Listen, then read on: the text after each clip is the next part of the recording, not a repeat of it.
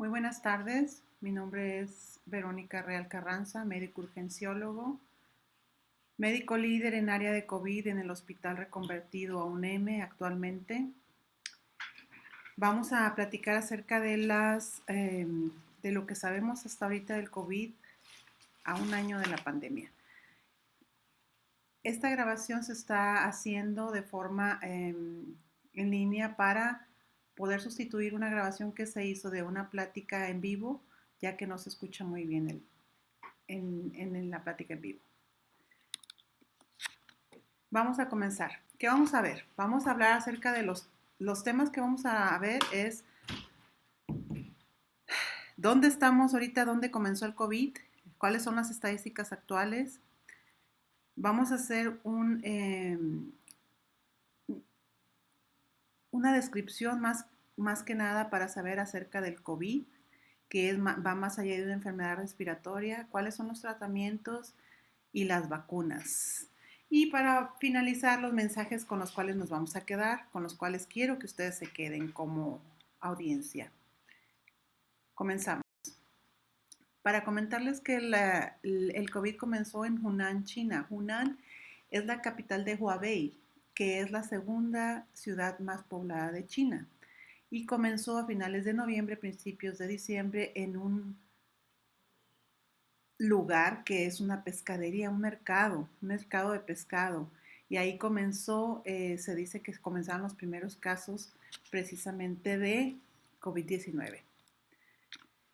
Las estadísticas actuales para abril, para el inicio de abril, sabemos que en más de 195 pacientes se han reportado casos. Este mapa que vemos aquí es el mapa en donde podemos observar los puntos en rojos, es donde se han reportado casos y lógico que esto va en aumento, ¿verdad?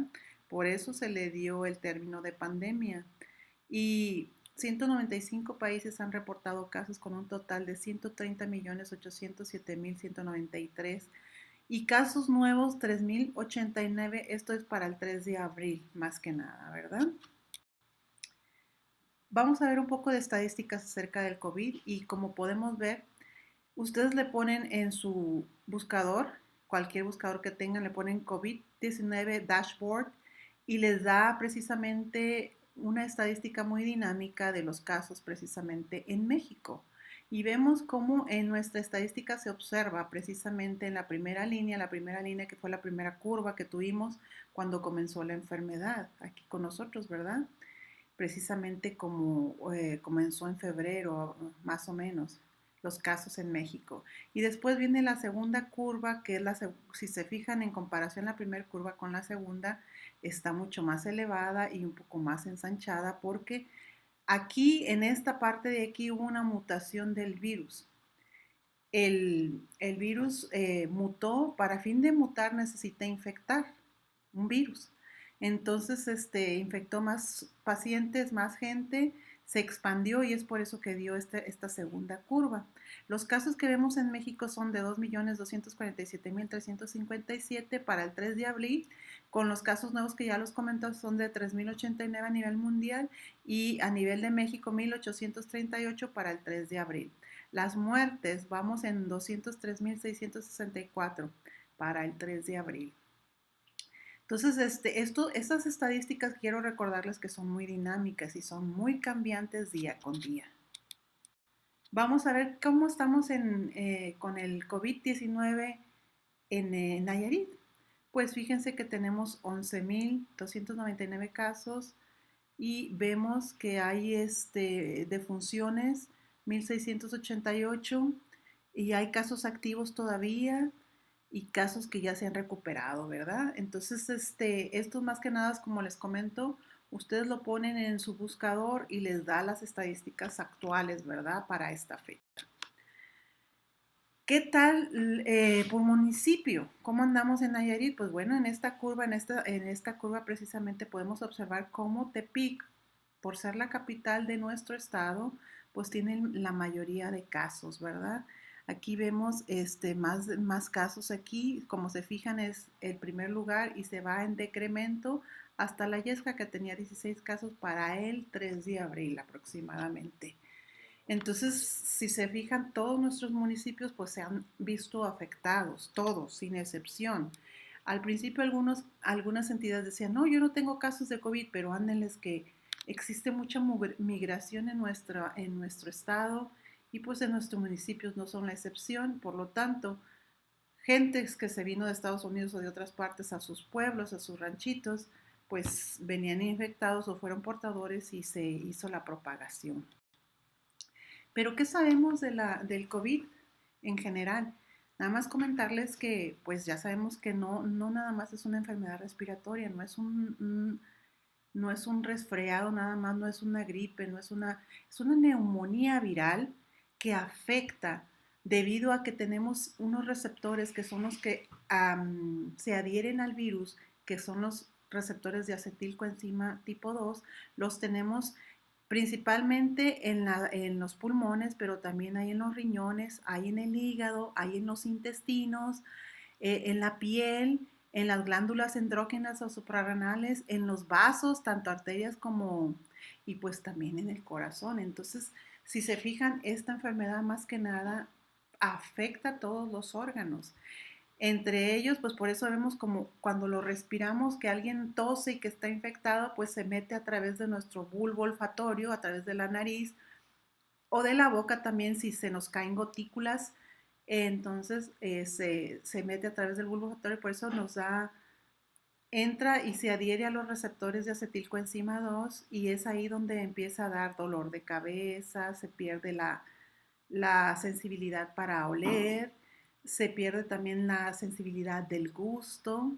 Los riñones, también debido a los receptores, eh, estos se ven afectados, el riñón, la nefrona se ve afectada, los glomérulos, porque en pocas palabras también estos receptores van y dañan estas células y nos produce una falla renal aguda en un principio, que la cual si no se trata, pues progresa a una falla renal crónica. En cuanto al hígado, pues fíjense que los hepatocitos, que son las células principales de nuestro hígado, también se ven afectados por estos receptores que los tenemos ahí, se adhiere el virus ahí y por eso se da el crecimiento anormal del hígado, el dolor del abdomen también y se incrementan las bilirrubinas y las transaminasas en una forma del organismo pues de reaccionar a este virus, ¿verdad? En cuanto al corazón, pues ha habido casos en los que simplemente con un infarto agudo al miocardio detectamos, dicen, el paciente es código rojo, un infarto. Entonces, sucede que todos se arriman las personas y pues sucede que, fíjense que tenía COVID y esa fue la manifestación. Nos puede producir arritmias cardíacas, nos puede producir falla cardíaca, nos puede producir la condición que tenga el paciente, la puede transformar y ser más aguda, en pocas palabras. Y esto, pues, lógico, puede llevar a la muerte si no se trata. En cuanto a los vasos y las arterias, tenemos también receptores para estos y produce, pues, una disregulación, lo que produce una hipotensión en los pacientes. En el intestino produce también, se adhieren el virus a los enterocitos y produce diarrea, malestar, dolor de pancita.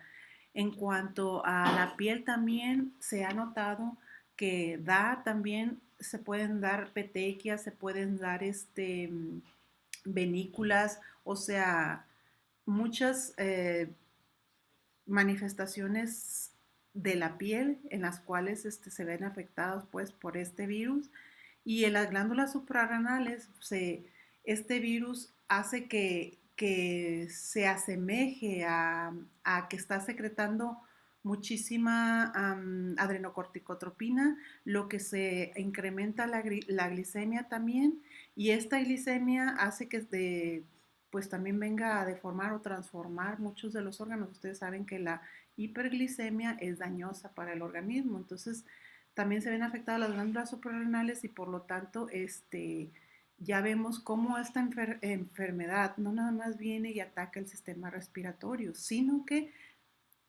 ataca casi muchos órganos. Estos son los, ¿por qué? Por los receptores de acetilcoenzima tipo 2 que tenemos en todos estos órganos. Y esas son las cosas en cuanto a las cuestiones agudas de esta enfermedad, pero fíjense que también da secuelas, secuelas a mediano y a largo plazo. En cuanto a los pulmones, tenemos que las personas van a tener, eh, las pruebas pulmonares van a estar anormales, se puede observar una neumonía organizativa o se puede dar la fibrosis en los pulmones de los pacientes. A nivel cardiovascular, pues se puede haber una miocarditis después del COVID, puede haber una, siempre esta enfermedad tiene la tendencia a ser procoagulante. ¿Qué significa eso? Que espesa la sangre y eso promueve los trombos. Entonces se aumenta lo que le llamamos un marcador de dímero D. El dímero D va a permanecer mucho tiempo aumentado y esto no significa que tenga la persona una enfermedad cardiovascular aguda, sino que puede ser una secuela. Por eso en el interrogatorio tenemos que preguntar también. A nivel neurológico, vamos a ver también cómo hay en muchos pacientes se quejan de que continúan a pesar de los meses, no tienen el sabor en la boca o no tienen el aroma para percibirlo todavía. Otros se observa que de tener falla renal aguda si no se trataron o no se hizo el seguimiento pertinente, pues puede ser una falla renal crónica y puede ser el nuevo debut de la diabetes, de esta enfermedad, es como una secuela, fíjense. Y lo que tenemos para también un síndrome que se llama síndrome post-COVID, en este síndrome las personas se quejan incluso hasta después de 9 meses de que están cansados, de que se sienten exhaustos, de que no toleran el ejercicio, de que les duele sus músculos, de que les duele el pecho al respirar. Entonces, este síndrome post-COVID, hay estudios en que nos señalan que van a ser incluso hasta después de 9 meses. Increíble. Por eso el COVID-19 es una enfermedad, no tan solo una neumonía viral, va y ataca el sistema inmunológico, produciendo pues un daño severo y por eso se produce la apoptosis y esta apoptosis produce pues falla multiorgánica y puede producir incluso la muerte. ¿Qué sabemos del tratamiento? Déjenme comentarles en cuanto al tratamiento debido a que es una enfermedad viral y como ustedes saben, las enfermedades virales son cambiantes. ¿Qué significa esto? Se producen mutaciones. ¿Cómo se producen las mutaciones? Por las infecciones que tienen estos virus. Entonces, tenemos antivirales, antiparasitarios, inmunoterapia, tenemos medicamentos que se le da para la malaria, también medicamentos que son inmunomoduladores, que son los esteroides y los anticoagulantes. De estos tratamientos, déjenme decirles ahorita y conscientemente, quiero que lo tomen en cuenta, no hay un tratamiento para COVID actualmente que sea como el estándar o el gol estándar para tratar a estos pacientes.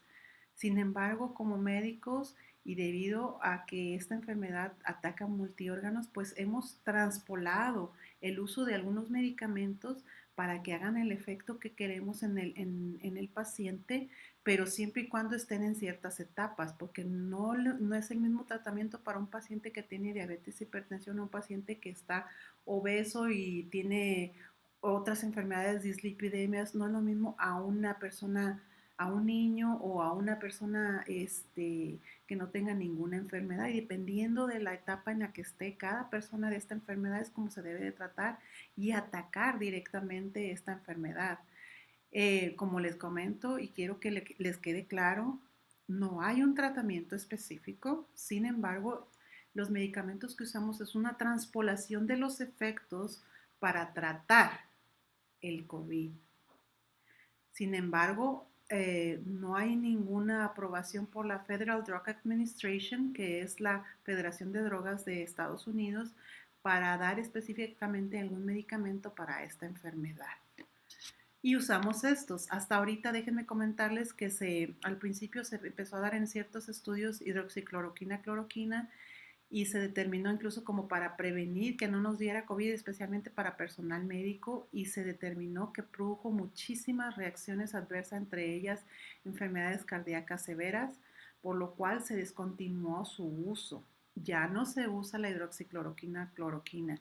Tenemos otros medicamentos como la ivermectina, que se puede dar en ciertas etapas, o incluso antiparasitarios también.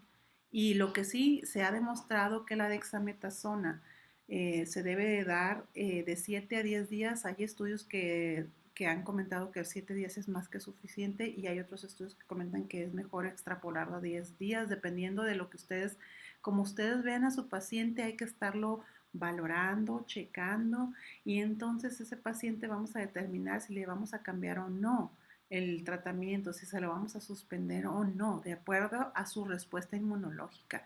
Como les comenté, es una enfermedad que produce mucho espesor de la sangre, que se producen muchos coágulos, es una procoagulante, es una enfermedad que produce coagulación. Entonces lo que se da desde un principio siempre son las heparinas de bajo peso molecular.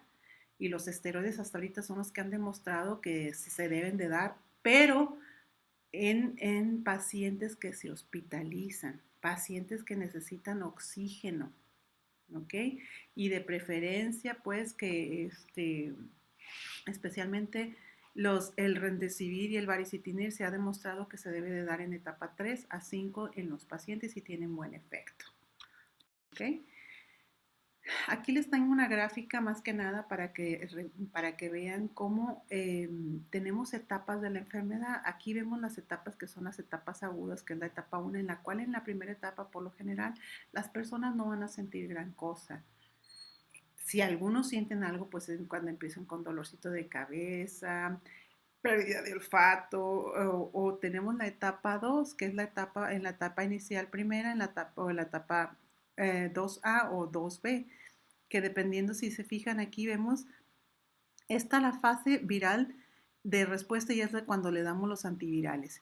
Y esta en la fase 2 es cuando debemos dar las drogas antiinflamatorias y debemos de hacer las recomendaciones para que la respuesta inflamatoria del paciente no sea tan exagerada, porque lo que pasa con esta enfermedad es que la respuesta inflamatoria es exagerada y es por eso que las personas fallecen, porque su mismo sistema inmunológico los hace pues que reaccionen, y eso de esta fase, de la fase 1 a la fase 3, que son 5 fases más que nada de esta enfermedad, pero es cuando se debemos de dar los heparinas de bajo peso molecular. Si se fijan, desde un principio los estamos dando. Y aquí vemos los efectos clínicos y algunos síntomas. Si se fijan, aquí les puse esta diferencia para que vean que no se debe de dar los mismos medicamentos en todos los pacientes, dependiendo de la edad, dependiendo del peso y dependiendo de la etapa, sobre todo en que estén también estos pacientes. Por lo tanto, es necesario pues que tomen todo esto en consideración, y por eso se necesitan médicos especializados de preferencia para tomar en consideración todo esto. No es lo mismo ir con un médico general a ir con un médico especialista, y se los comento y quiero que les quede bien claro esto. No es el mismo tratamiento para la vecina Chonita que para usted. Entonces, no hay que evitar tomar medicamentos sin prescripción médica o que se los recomendó el vecino. No lo haga. Por favor, evítelo, porque acuérdense que son drogas que se extrapolaron sus efectos para tratar el COVID, lo que significa que tienen otros efectos adversos, y un médico especialista le puede decir, o debe de estar checándose con el médico especialista para saber cómo va.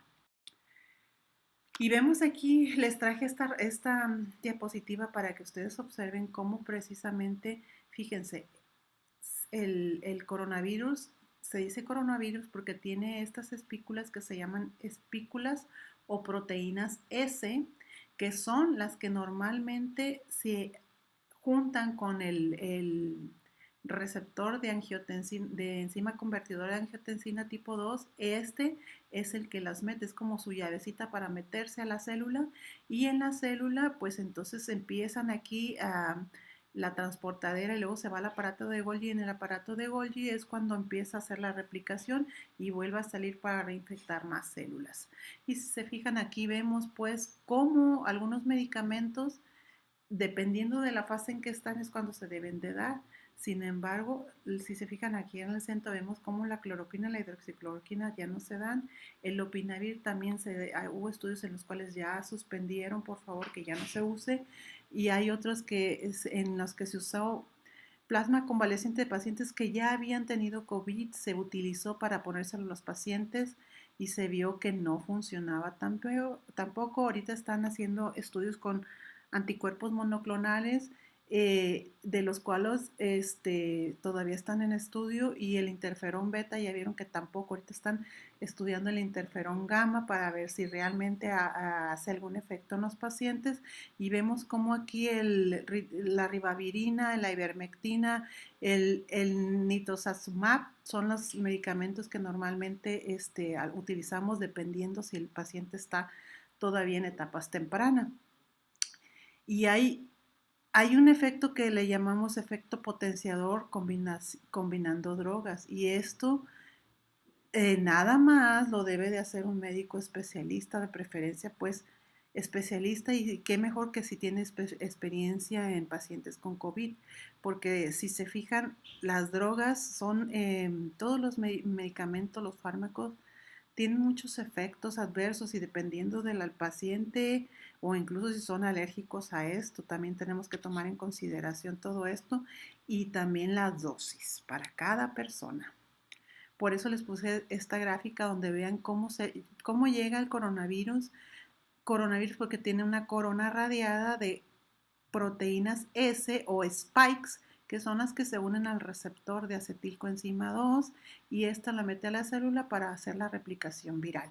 Y es cuando debemos de dar, esto es cuando llega la primera fase, y aquí es la fase 2, y aquí va la fase 3, y entonces es cuando ya tenemos que hacer un conjunto de tratamiento para estos pacientes.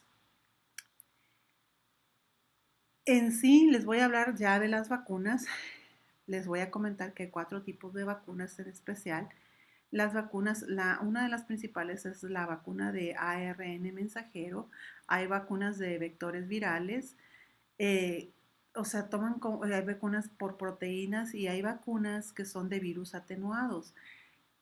Independientemente de la vacuna, del tipo de vacuna que ustedes quieran, las vacunas se ocupan meses de estudios para fin de dejar salir una vacuna. Y este tipo hay 4 tipos de vacunas. Por lo tanto, independientemente de la vacuna que sea, la fuerza de una vacuna es crear la enfermedad de forma que no mate a las personas. Estas vacunas fueron como en sí, la vacuna para COVID es una vacuna de respuesta emergente, porque se vio que esta pandemia estaba matando a la gente. Por eso se aceleraron las pruebas, y muchas pruebas están ahorita en fase 4, todavía no se terminan de estudiar. Sin embargo, se dio la carta verde para que todo el mundo se vacunara, porque está produciendo muchas muertes, tiene una alta letalidad. Y ustedes se podrán preguntar entonces, ¿cuál vacuna es la mejor? ¿Cuál vacuna es la peor?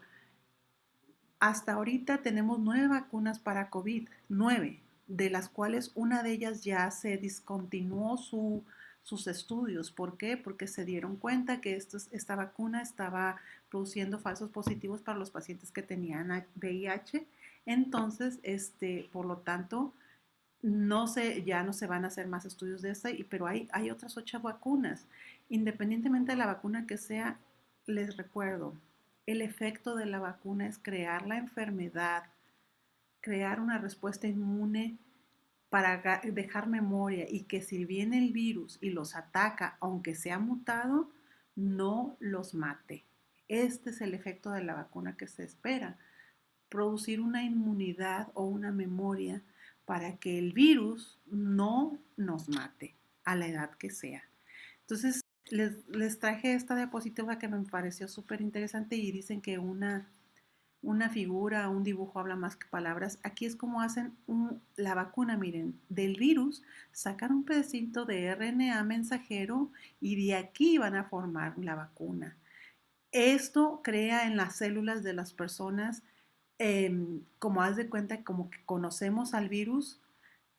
Entonces le decimos con la vacuna, le decimos nuestro organismo, mira, te voy a crear este virus que es semejante al coronavirus y por eso las personas sienten, pues, en pocas palabras, por eso da también dolor de cabeza, dolor de brazo, dolor de cuerpo, les da temperatura a la gente.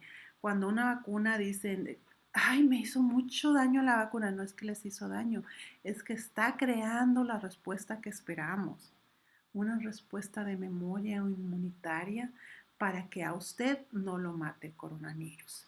Entonces, por eso no importa el tipo de vacuna que se pongan, pero póngansela. Se los aseguro que acuérdense que las vacunas fueron aceptadas por la Federal Drug Administration y por la Organización Mundial de Salud como una respuesta emergente para que las personas ya no fallecieran. ¿Y cómo funciona pues eso de las vacunas? Pues miren, más que nada les quiero comentar que hay que entender al coronavirus y debemos de comentarlo más que nada que el coronavirus es la causa del COVID y recibe su nombre porque, como les digo, las proteínas se van y producen la enfermedad porque se adhieren al receptor de acetilcoenzima 2, la enzima convertidora de la angiotensina tipo 2. Entonces, ¿qué es eso de que agarra el RNA? Pues bueno, el RNA mensajero es el material genético que le dice al cuerpo cómo producir estas proteínas F. Hagan de cuenta que como que hace un disfraz el organismo y lo que hace es que la vacuna está compuesta de este RNA envuelto en una capa que facilita el transportamiento de dentro del organismo y impide pues que el cuerpo lo dañe. ¿Y cómo funciona? Pues hace que le enseñe a las células cómo producir copias de la proteína S y esto hace que su cuerpo cree memoria para que cuando entre el virus, aunque sea mutado, no le produzca la respuesta inmunitaria acelerada o exagerada que normalmente produce. Entonces, creando así la inmunidad. Aquí les traje esta diapositiva donde podemos observar precisamente los tipos de vacunas más comunes. Como les digo, hay 8 vacunas ahorita actualmente que están todavía estudiándose, pero tenemos la primera la que salió es la Pfizer, la que se le puso a la mayoría de personal de salud y fue la primera que salió que fue aceptada por la Federal Drug Administration y luego vino la CanSino también. Y hay varias, ¿verdad? Como si se fijan, aquí está la AstraZeneca, en la que se dice que son 2 dosis y son de vectores virales y se debe de tener a cierta temperatura. Está Moderna también, que es de RNA mensajero, son 2 dosis y les están dando aquí la eficacia, la efectividad. ¿Qué significa eso de efectividad? Bueno, la efectividad, acuérdense que estas vacunas fueron probadas en unos grupos pilotos o controles y esos grupos pilotos no sabemos si tomaron personas que estuvieran enfermas, que tuvieran ciertas características, no sabemos. Lo que a una farmacéutica le interesa es que salgan los números de efectividad de cierta droga lo más alto posible. Sin embargo, estos grupos controles no es lo mismo a la población en general. Independientemente de si una tiene 95 y otra tiene 62% de efectividad, no importa, no importa. Lo importante es crear respuesta inmunitaria no tan acelerada o exagerada para que las personas no fallezcan. Por eso también tenemos aquí la Sputnik, que son 2 dosis, tiene una efectividad de 92%, se debe de tener a cierta temperatura. Entonces, les traje esto para que más o menos vean que estos son los tipos de vacunas. ¿Cuál vacuna es la mejor? la mejor es la que ustedes le pongan, no importa la marca, no importa, lo importante es crear inmunidad, lo vuelvo a repetir. ¿Y cuáles son los mensajes para quedarse con ellos? Bueno, a pesar, fíjense, de que nos vacunen, a pesar de eso, nosotros estamos vacunados, pero el resto del universo, el resto de la gente no. Entonces, por eso debemos de seguir usando máscaras, debemos de seguir tratando de guardar la distancia, debemos de evitar las conglomeraciones y debemos de obtener una vacuna a la brevedad y si son 2 dosis hay que ponerse la segunda dosis. Los estudios de efectividad son para las 2 dosis. Nunca se hizo la efectividad para una sola dosis en ninguna vacuna. Por lo tanto, es necesario que, que la mayoría de las personas seamos vacunados para que el virus se detenga o se disminuya la curva. Estamos esperando ahorita la tercera ola. Para que disminuya esta ola de contagios, necesitamos agarrar lo que le llamamos una inmunidad de manada. La inmunidad de manada es cuando más del 60% de los individuos están vacunados. Para fin de que lleguemos al 60% todavía está un poquito lejos en México. Sin embargo, en otros países ya lo alcanzaron. Y es cuando ya estemos así de vacunados, es cuando se van a disminuir los casos y poco a poco vamos a irlos viendo cada vez menos. Sin embargo, hasta que eso pase, por favor, sigamos usando mascarilla para evitar que el virus mute, evitar guardar nuestra distancia, evitar las conglomeraciones y obtener nuestra vacuna. Les agradezco de antemano. Esta es mi bibliografía. Como pueden ver, hay varios estudios. Algunos me faltaron, sin embargo, es necesario que estas son las más importantes. Les agradezco a todos por su atención y van a haber 5 preguntas con respecto a este tema y les agradezco para que manden sus respuestas, por favor, a nuestro ciclo de UNEM, a nuestros administradores y les agradezco mucho su atención. Si se fijan, muchas gracias y en sí la enfermedad, la pandemia por COVID es todavía un libro que no vamos ni a la mitad y se ve un horizonte amplio con algunos nubarrones. Entonces, así es la enfermedad de COVID. Todavía nos falta mucho por aprender y esperemos que nuestra población sea tan consciente para que sobrevivamos la mayoría de gente. Les agradezco su atención y que tengan muy buena tarde.